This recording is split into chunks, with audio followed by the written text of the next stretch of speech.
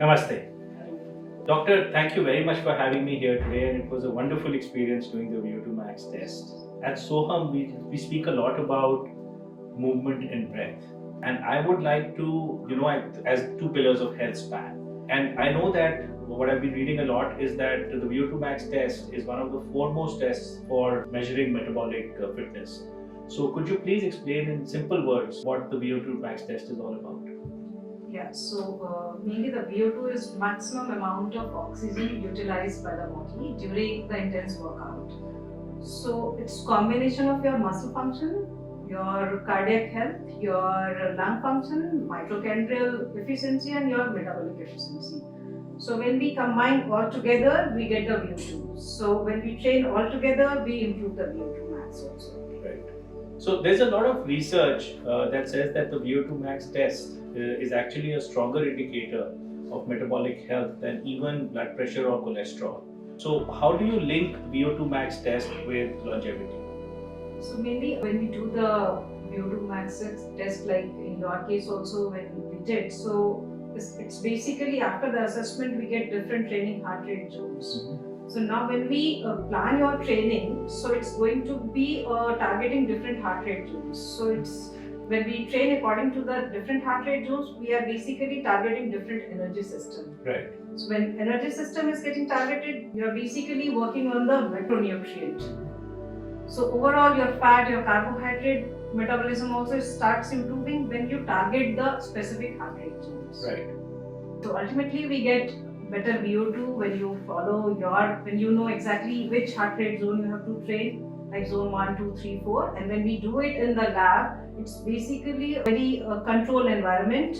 There is no interference of outside oxygen or CO2 or other gases. So we get the accurate data also. Right. So you can link that to longevity in the sense that if the VO2 max, for example, if my VO2 max comes out to be 36.5, does that mean that my metabolic age is most likely longer or? 100%. Now we know that at the age of 54, if your VO2 is 36.4, definitely, even if you don't train yourself, every decade it's going to decline with 10%. Right. So even if you follow a sedentary lifestyle, your VO2 will be like from 34, it may come to 31. So if I understand correctly, what you're saying is that if I stop training today and my VO2 max is 36.5, in 10 years time, it will only go down to about 32.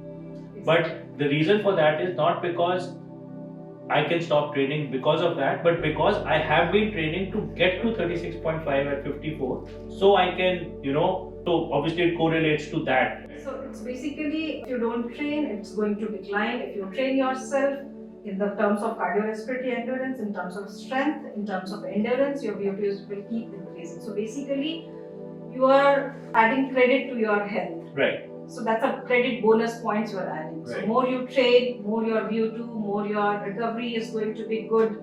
Your metabolic flexibility will be more. Your resting heart rate will be good. So overall, you are basically investing in your quality health span. Right. So essentially, my goal is to increase my VO2 max to 40. Maybe in 6 months' time or so. So do you think that's possible? 100% it is possible. In 3 months, we are doing this test for past 1 year and we are giving 3 months training plan. If you follow diligently this training plan, targeting specific heart rate zones for specific duration, which is a little bit hard in terms of training, you have to take out designated time, usually twice in a week or thrice in a week.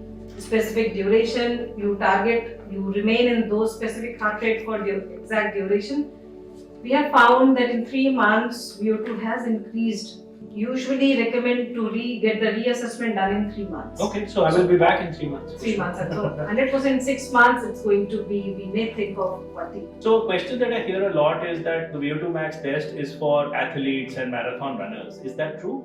No, not really. I mean, it's for everyone, starting from 20 to 60, 65, 70 also. The person who can run, who can perform the test on a treadmill or on a cycle, everybody should get their health data, the fitness data.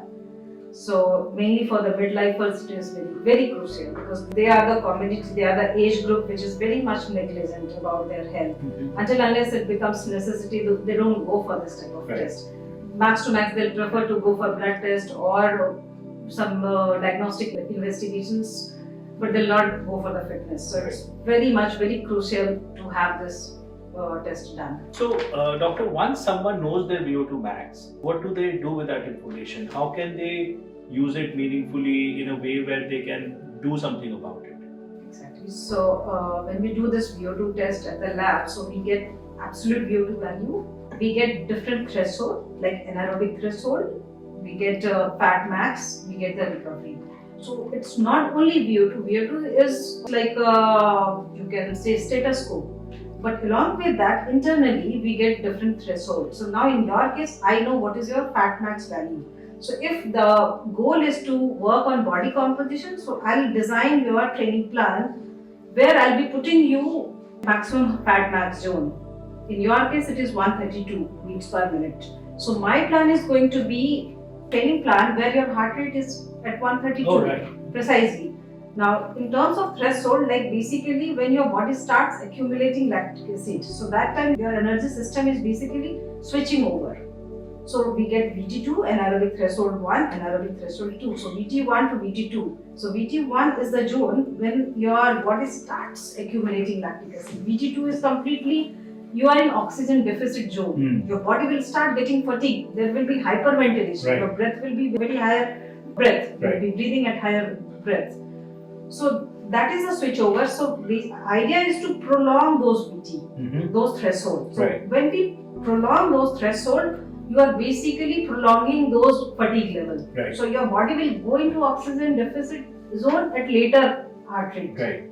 So the idea is to work on those. So when we work on those areas, automatically VO2 is improved. So, as someone who practices long duration asanas and pranayama, I'm very fascinated by VO2 max because it links movement to breath to mitochondria. What is your perception of how VO2 max and yoga combine or work together? So basically, when you do yoga, you are increasing muscle flexibility with different asanas.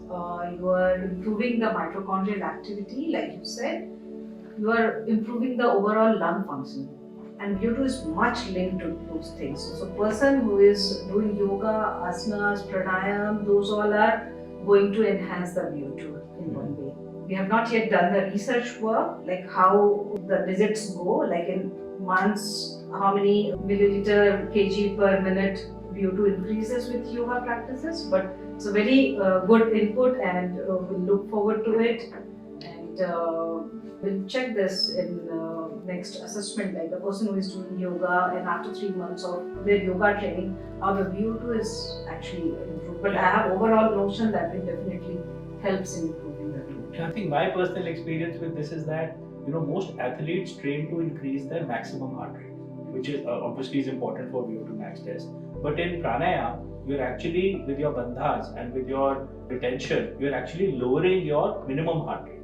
So when you talk about heart rate variability, it is the difference between your maximum heart rate and your minimum heart rate. So while athletes, they have a base rate, which like I do, everybody does, and then they increase their maximum, they go higher on the top, whereas a yogi would go lower towards the floor. So you're reducing, to increase your heart rate variability, you're actually reducing your lowest heart rate. So that is what I think the difference is between athletic training and yogic training. And I think that's very important for midlifers, because usually it is also said that after 40-45, you should not be training too high in terms of your heart rate variability because of your joints, also because of your physical conditioning. So this is one way to still get a good VO2 max score, because the heart rate variability comes with reducing your lowest heart rate rather than increasing your maximum heart rate. Exactly. So VO2, it doesn't mean that you have to be in your higher heart rate zones. To have a very efficient energy system, one should train in the lower heart rate zone also. Right. So when we talk about athletes, basically to gain the strength, they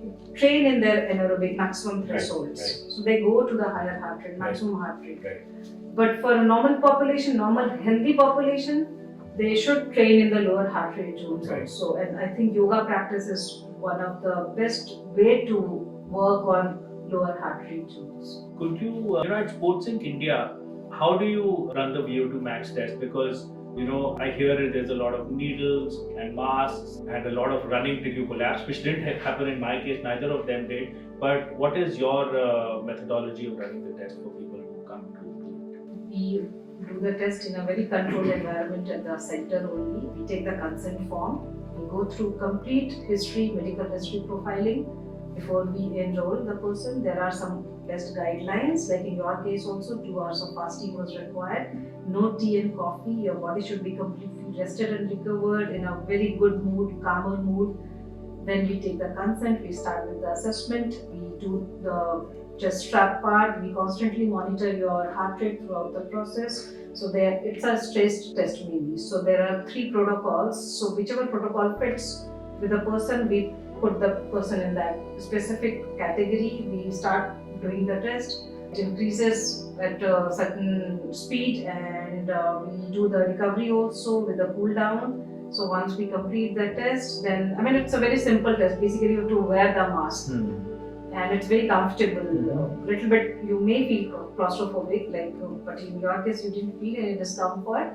It's maximum 15 to 20 minutes duration test, and we share the report next day.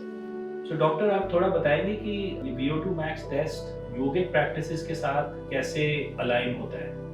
Yogic practices प्राणायाम और आसनास में हम muscles को stretch करते हैं, overall body के flexibility पे काम करते हैं, लंग फंक्शन को इम्प्रूव करते हैं, क्योंकि उसमें बहुत सारे ऐसे प्राणायाम होते हैं जिसमें आप गहरी सांस को लेते हैं, फिर उसको रोकते हैं और धीरे धीरे करके सांस छोड़ते हैं। इन चीज़ों से आपके लंग की फंक्शन जो होती है वो काफ़ी इम्प्रूव हो जाती है। सो जब हम इन चीज़ों पे काम करते हैं तो ऑटोमेटिकली जो हमारा VO2 है, VO2 मतलब मैक्सिमम ऑक्सीजन कितना हम यूटिलाइज कर पाते हैं किसी भी वर्कआउट के दौरान। जब हम इन चीज़ों पे काम करते हैं अपने प्राणायाम के थ्रू, तो ऑटोमेटिकली हमारा VO2 भी इम्प्रूव करता है। हाँ, ये मेरा भी एक्सपीरियंस रहा है, क्योंकि मेरा एक्सपीरियंस प्राणायाम के साथ ऑब्वियसली अपना मैक्सिमम हार्ट रेट बढ़ाने का नहीं है, बिकॉज प्राणायाम के साथ मैक्सिमम हार्ट रेट भी बढ़ा सकते हैं आप कुछ प्राणायाम करके, बट मेरा पर्सनल एक्सपीरियंस है अपना मिनिमम हार्ट रेट कम करना, तो जिससे मेरा हार्ट रेट वेरिएबिलिटी फिर भी बढ़ेगा, बिकॉज डिफरेंस चाहे बढ़ा के करे चाहे कम करके करे, बेस हार्ट रेट से ज़्यादा या कम आपका हार्ट रेट वेरिएबिलिटी आ जाएगा उसमें। सो मुझे भी आज यही एक्सपीरियंस लगा है भागते हुए भी, इवन दो मैं यूजुअली 200 BPM की स्पीड पे नहीं भागता या 10 किलोमीटर पर आवर की स्पीड पे नहीं भागता, पर भागते हुए मुझे इतना डिस्कम्फर्ट नहीं हुआ, क्योंकि मे बी मैं अपना ब्रेथ को ज्यादा अच्छे से मैनेज कर पा रहा था। एग्जैक्टली आपको जब हमने असेस किया आज, तो जो आपकी ब्रेथ में जो चेंजेस थे, क्वालिटी ऑफ ब्रीदिंग थी वो बहुत अच्छी थी। आप बहुत आराम से, ऑल्दो मास्क पहने हुए थे आप, पर बहुत अच्छे से ब्रेथ को कंट्रोल कर पा रहे थे। तो हमें ऐसा लग रहा था कि डेफिनेटली आपकी जो लंग की रेसिडुअल कैपेसिटी है वो काफी अच्छी है, और आपका जो रिलेटिव VO2 भी आया है वो भी बहुत अच्छा आया है। एब्सोल्यूट तो अच्छा है ही, रिलेटिव भी बहुत अच्छा आया है। सो डेफिनेटली मेरे अनुभव के हिसाब से भी मुझे ये लगता है कि योगा ने आपको बहुत हेल्प किया है। आपके एज में 54 के एज में अगर VO2 इतना है 36.4, डेफिनेटली योगा का बहुत बड़ा योगदान है आपके इस अच्छे VO2 में। Thank you ma'am. नमस्ते।